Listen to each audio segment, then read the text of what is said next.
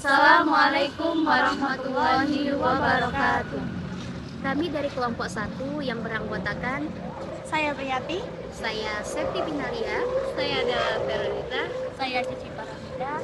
Di sini kita akan berbincang-bincang mengenai menghargai perilaku semangat menuntut ilmu sebagai implementasi dari pemahaman sifat Allah. Di sini telah hadir di tengah kita semua 3 narasumber kita yang insya Allah akan membahas mengenai menghargai perilaku semangat menuntut ilmu sebagai implementasi dari pemahaman sifat Allah. Di sini saya ingin bertanya kepada ketiga narasumber, menurut kalian seberapa penting menuntut ilmu dalam kehidupan kalian? Bisa tolong dijelaskan? Kalau menurut saya nih, menuntut ilmu itu sangat penting. Kenapa? Karena dengan ilmu inilah hidup kita tuh terarah, ibaratkan jalan ya. Kalau kita tahu jalannya seperti apa, maka hidup kita melewati jalan itu kita tahu arahnya kemana. Akan tapi jika tidak mengetahuinya, maka kita akan tersesat. Nah, begitupun kalau dengan ilmu. Kalau kita memiliki ilmu, ketika kita ada problem apapun, kita bisa melewatinya itu dengan bijak. Tidak mengambil jalan pintas, maaf kata nih, seperti mengambil jalan pintas seperti bunuh diri dan lain-lain. Seperti itu. Baik, kalau menurut saya pribadi ya, kan sama-sama kita ketahui bahwa menuntut ilmu itu kan adalah sebuah kewajiban, baik itu laki-laki maupun itu perempuan. Nah, menuntut ilmu adalah jalan kita untuk menuju surga.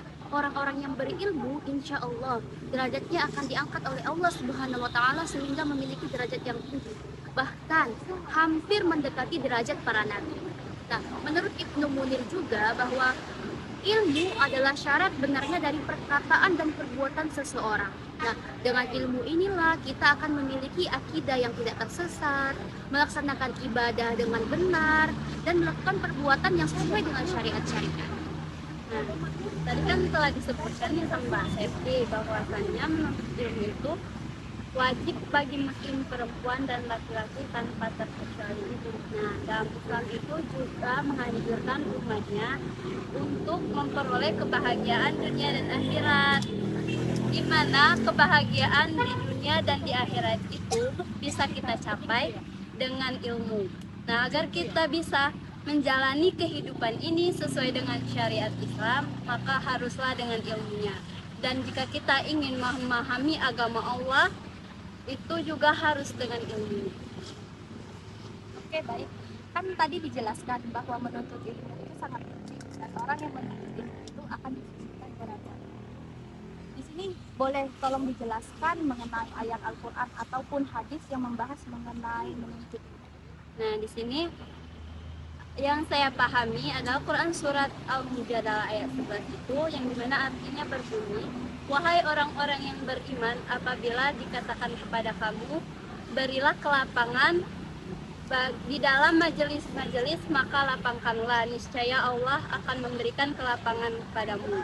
Dan apabila diberikan kepadamu, berdirilah, maka berdirilah, niscaya Allah akan mengangkat derajat orang-orang yang beriman dan orang-orang yang diberi ilmu beberapa derajat. Dan Allah itu maha mengetahui segala sesuatu yang kita kerjakan. Nah, dalam Quran surat Al-Mujadalah ayat 11 ini mengajarkan bahwa kita itu harus memahami agama dan kehidupan kita sesuai dengan syariat Islam. Dan juga di mana seorang muslim itu harus beriman sesuai dengan ilmunya, di mana kita itu beriman juga mengetahui ilmunya. Nah, Quran surah Al-Mujadalah ayat 11 ini juga memberikan pesan kepada muslim bahwa yang menuntut ilmu itu akan ditinggikan derajatnya oleh Allah. Nah, kalau menurut saya nih, menuntut ilmu itu wajib sesuai dengan hadis sebagaimana bunyinya, Bismillahirrahmanirrahim, talabul ilmi fardhatun ala kulli muslimin wal muslimat. Menuntut ilmu itu hukumnya wajib bagi kaum muslim laki-laki maupun kaum muslim perempuan. Jadi yang wajib menuntut ilmu itu bukan hanya kaum laki-laki saja, Akan tetapi kaum perempuan pun wajibnya untuk menuntut ilmu. Apalagi kita sebagai seorang perempuan yang nantinya akan menjadi seorang ibu,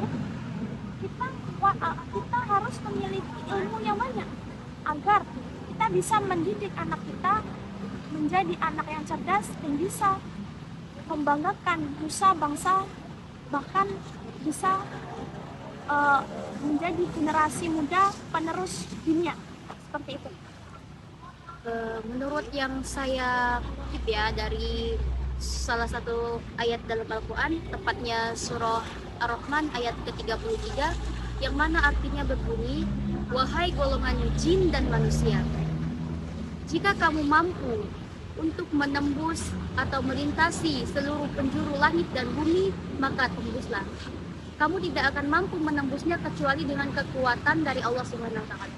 Nah, kekuatan yang dimaksud di sini adalah ilmu. Nah, dengan ilmu inilah kita akan membuka, menembus, melintasi, melewati semua rintangan yang ada di bumi ini dengan ilmu kita. Sehingga kita melakukan sesuatu itu dengan kebaikan yang didasari dengan kebenaran. Nah, dengan ilmu ini pula pikiran kita akan diarahkan sehingga akan lebih terbuka dengan perkembangan zaman seperti kemajuan teknologi sekarang ini. Kita dapat mengetahui benda-benda yang ada di luar angkasa, bahkan dengan ilmu yang sekarang juga kita harus terus diungkap, harus terus kita pelajari bahwa sekarang orang sudah banyak yang bisa keluar angkasa. Nah, maka dengan ilmu inilah kita dapat walaupun dengan keterbatasan kita insya Allah jika terus digali akan menemukan ilmu-ilmu baru yang akan membuka tabir-tabir keilmuan yang belum terkuak selama ini. Tadi sudah dijelaskan mengenai ayat Al-Quran dan juga hadis yang membahas tentang menuntut ilmu. Nah, lalu bagaimana hubungan antara nama-nama Allah yang berkaitan dengan implementasi menuntut ilmu? Bisa tolong menjelaskan? Baiklah. Nah, dari banyaknya nama-nama Allah, 99 nama baik Allah itu, ada beberapa yang saya pahami dan saya di sini mengambil Al-Alim sebagai semangat untuk menuntut ilmu. Al-Alim ini berarti Allah itu maha mengetahui segala sesuatu, baik yang terlihat maupun tidak terlihat, baik yang sudah terjadi maupun belum terjadi. Nah, di sini Allah itu maha mengetahui segala sesuatu dan ilmu Allah itu sangat luas dan tidak terbatas. Nah, sebagai seorang muslim yang menuntut ilmu, agar kita bisa memahami bahwa Allah itu, mengimani bahwa Allah itu maha mengetahui segala sesuatu, haruslah dengan ilmu. Nah, sejatinya sebagai seorang manusia, kita itu haruslah terus belajar bahwasannya kita itu meskipun telah belajar masih ada hal yang perlu kita pahami di dunia ini. Nah, perilaku al-alim ini dapat mendorong kita untuk terus menggali pemahaman dalam diri kita dan menjadikan diri kita itu sebagai seorang yang berilmu pengetahuan.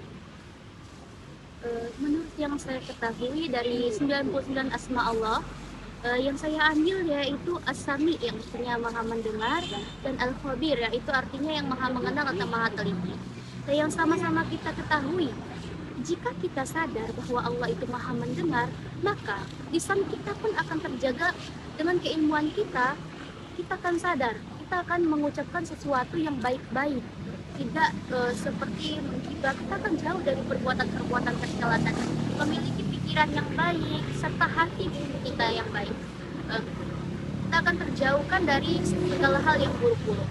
Dan jika kita juga menanamkan keimanan, implementasi dari asma Allah Al-Khabir, yang mana artinya maha mengenal atau maha meneliti, orang-orang yang berilmu dia maha sadar, dia sadar bahwa Allah itu maha mengenal dirinya, maka di dalam hatinya tidak akan ada kesombongan. Dia akan merasa lemah di hadapan Allah, dia akan merasa rendah, padahal derajatnya diangkat oleh Allah Subhanahu wa taala.